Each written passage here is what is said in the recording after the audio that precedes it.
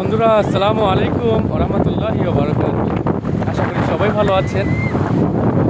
ঘুরতে এসেছিলাম বিশ্বের সবচেয়ে দীর্ঘতম সমুদ্র সৈকত, যেটা কিনা বাংলাদেশে অবস্থিত, কক্সবাজার।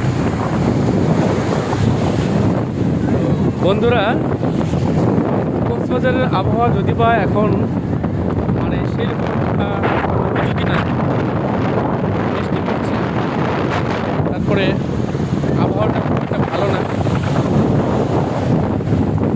যাই হোক, অন্যান্য বারের মতো মজা করতে পারছি না, কিন্তু সমুদ্রের কাছে আসলে সত্যি বিশাল হয়ে যায়। মনে হয় সমুদ্রের কাছে ঘন্টার পর ঘন্টা কাটিয়ে সময় অতিক্রম করি।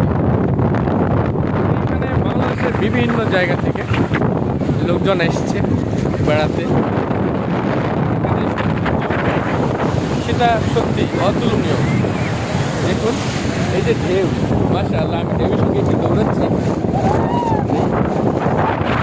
এই ছোট ছোট ঢেউ, এগুলো মন কেড়ে নেয়।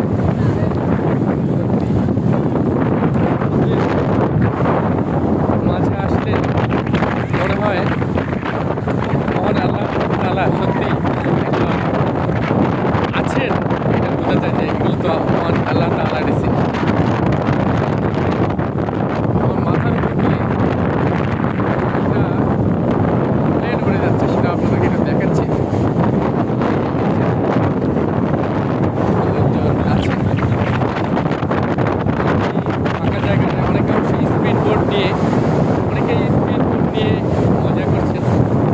এই দেখতেই পাচ্ছেন, এটাও কিন্তু একটা আলাদা ধরনের ফিলিংস, যেটা এখানে না উঠলে বোঝা যাবে না। তো বন্ধুরা, যদি কখনো সুযোগ হয়, তাহলে সময় হয়, অবশ্যই বেড়াতে আসবেন।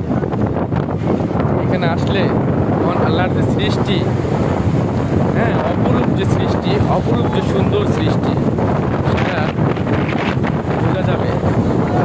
এখানে আসলে মনটা সত্যি ভরে যায়। এই জন্য একটি সেই গজলটার কথা মনে পড়ে গেল। তোমার সৃষ্টি যদি হয় এত সুন্দর, না জানি তাহলে তুমি কত সুন্দর। তোমার সৃষ্টি যদি হয় এত সুন্দর, না জানি তাহলে তুমি কত সুন্দর, কত সুন্দর।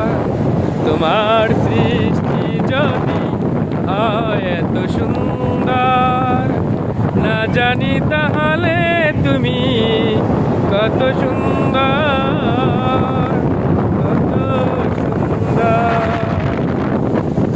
তো বন্ধুরা, ঠিক আছে, ভালো থাকবেন। আসসালামু আলাইকুম।